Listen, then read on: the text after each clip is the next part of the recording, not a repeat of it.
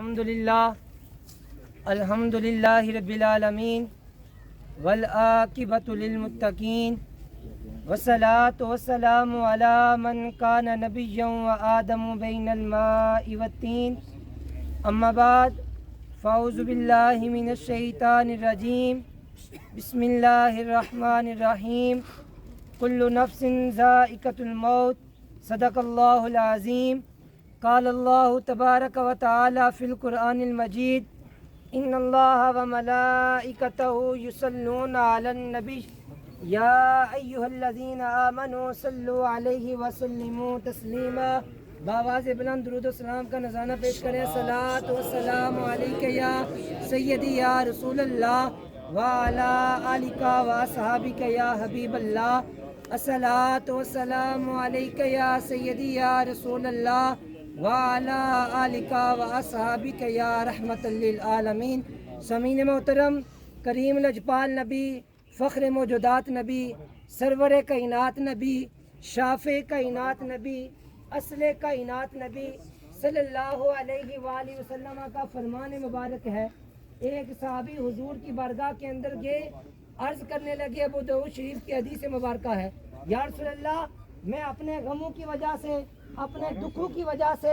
اپنی پریشانیوں کی وجہ سے بہت پریشان رہتا ہوں، بہت بے چین رہتا ہوں. مجھے کوئی ایسا عمل بتائیں جس کی وجہ سے میری پریشانیاں بھی دور ہو جائیں، میرے دکھ بھی دور ہو جائیں، میری تکالیف بھی دور ہو جائیں، میرے تمام مصائب و آلام دور ہو جائیں. حضور سرور کائنات صلی اللہ علیہ وآلہ وسلم نے اپنے اس پیارے امتی، اس پیارے صحابی کو یہ بیان فرمایا، اور آنے والے قیامت تک اپنے ہر امتی کو یہ بیان کر دیا کہ اے میرے صحابی اور اے میرے آنے والے امتیوں، جو بھی بندہ اپنے دکھوں کی وجہ سے پریشان ہو، اپنے غموں کی وجہ سے پریشان ہو، وہ میری ذات پر، وہ مجھ پر درود و سلام کے نذرانے پیش کیا کرے. اللہ رب العزت اس کے دکھوں کو بھی معاف کر دے گا، اللہ رب العزت اس کی مصیبتوں کو بھی دور کر دے گا، اس کی تکالیف کو بھی دور کر دے گا، ساتھ ہی ساتھ اللہ رب العزت اس کے گناہوں کو بھی معاف فرما دے گا.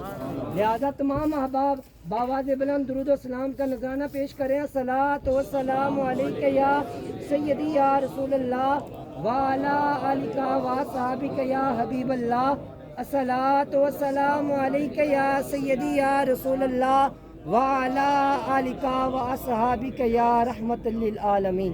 حمد و ثنا کے بعد سامعین محترم، جیسا کہ آپ تمام احباب کو بخوبی معلوم ہے کہ آج ہم نماز جنازہ کے لیے جمع ہوئے ہیں،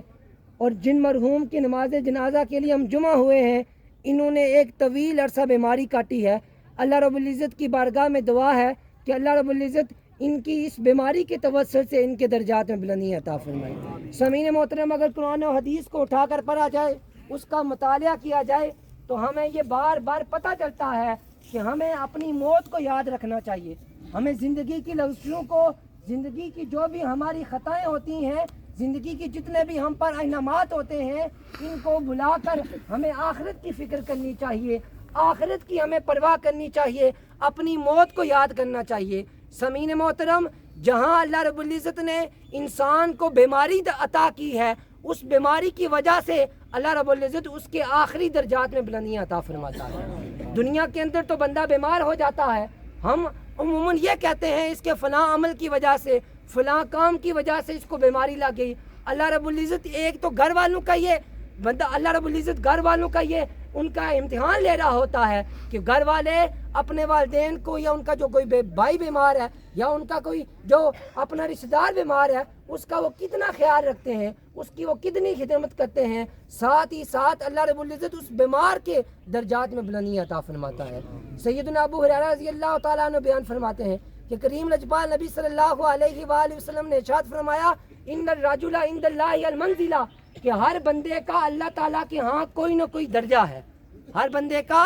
اللہ تعالیٰ کے ہاں کوئی نہ کوئی درجہ ہے. فما یبلغھا بعمل، مگر بندہ اس اپنے عمل کی وجہ سے، اپنے کام کی وجہ سے اس درجے تک نہیں پہنچ سکتا، اس مقام تک نہیں پہنچ سکتا. اللہ رب العزت نے جب کائنات تخلیق کی، بندوں کو دنیا پر بھیجا، اس سے پہلے اللہ رب العزت نے اس کا جنت کے اندر وہ مقام، وہ مرتبہ نافذ فرما دیا گیا، وہ اس کے لیے مختص کر دیا گیا خاص کر دیا گیا، مگر بندے کے اعمال کم ہوتے ہیں، بندہ دنیا کے کاموں کے اندر لگا رہتا ہے، اپنی اولاد کی فکر کے اندر لگا رہتا ہے، اپنی دنیا بنانے کی کوشش کرتا رہتا ہے۔ حضور صلی کائنات نے فرمایا فما یبلغها بعمل، بندہ اپنے کاموں کی وجہ سے، اپنے عمل کی وجہ سے جنت کے اندر اس درجے تک نہیں پہنچ سکتا۔ حضور صلی اللہ کائنات نے کیا فرمایا؟ حضور صلی اللہ کائنات نے فرمایا کہ اللہ رب العزت اس بندے کو ایسی بیماری مبتلا کر دیتا ہے، ایسی آزمائش کے اندر مبتلا کر دیتا ہے، ایسی تکلیف کے اندر وہ مبتلا کر دیتا ہے، بندہ یہ پسند نہیں کرتا وہ چرپائی پر لیٹ جائے، بندہ یہ پسند نہیں کرتا کہ اس کی جوان اولاد فوت ہو جائے، بندہ یہ پسند نہیں کرتا کہ اس کے مال کے اندر، اس کے کاروبار کے اندر بہت بڑا نقصان ہو جائے، مگر اللہ رب العزت اس کے درجات کے بلندی کے لیے اس کو یہ نقصان پہنچاتا ہے، اس کو یہ مصیبت پہنچاتا ہے، اس کو یہ بیماری پہنچاتا ہے، اور ان تکالیف کی وجہ سے، ان بیماریوں کی وجہ سے، ان مصیبتوں کی وجہ سے اللہ رب العزت اس بندے کے جنت کے اندر درجات میں بلندی عطا فرماتا ہے، اور اللہ رب العزت اس بندے کو وہ درجہ، وہ مقام عطا فرما دیتا ہے۔ سامعین محترم، جیسا کہ آپ تمام احباب کو معلوم ہے کہ علماء کی کثیر تعداد یہاں پہ موجود ہے، میں مختصر سے وقت کے لیے دعوت دوں گا علامہ شہباز صاحب کو کہ وہ اسٹیج پر آئیں اور اپنے خیالات کا اظہار کریں۔